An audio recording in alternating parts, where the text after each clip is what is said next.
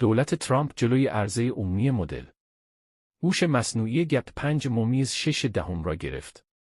دولت دونالد ترامپ اجازه عرضه عمومی مدل هوش مصنوعی GPT 5.6 را به اوپن‌ای نداد. ماجرا چیست و چرا کاخ سفید چنین تصمیمی گرفته است؟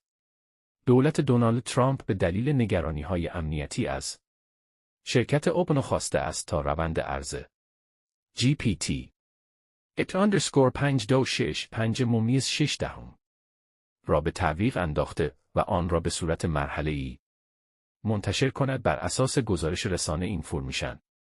سم آلتمن مدیر عامل اوپن‌ای در یک جلسه پرسش و پاسخ داخلی با کارکنان این تصمیم را تایید کرده است.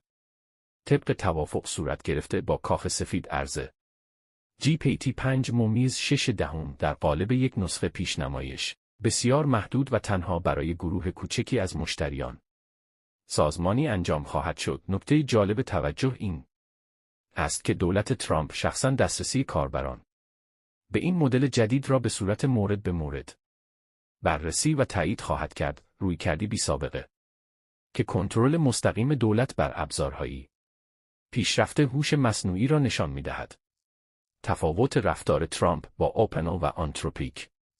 این مداخله نظارتی برخلاف وعده‌های پیشین دولت ترامپ مبنی بر اتخاذ رویکرد سرعت محور و حمایت از صادرات هوش مصنوعی آمریکایی است. با این حال وضعیت برای اوپن‌ای بسیار بهتر از رقیب دیرینش یعنی آنتروپیک رقم خورده است. آنتروپیک پیش از این با ضرب العجل سخت گیرانه تری مواجه شده بود که آن را به تعلیق کامل مدل‌های قدرتمند میدوس 5 و فیبل 5 و ممنوعیت دسترسی شهروندان غیرآمریکایی حتی کارمندان خود شرکت محکوم می‌کرد. این رفتارهای دوگانه کاخ سفید زنگ خطر تبعیض نظارتی را در صنعت فناوری به صدا درآورده است.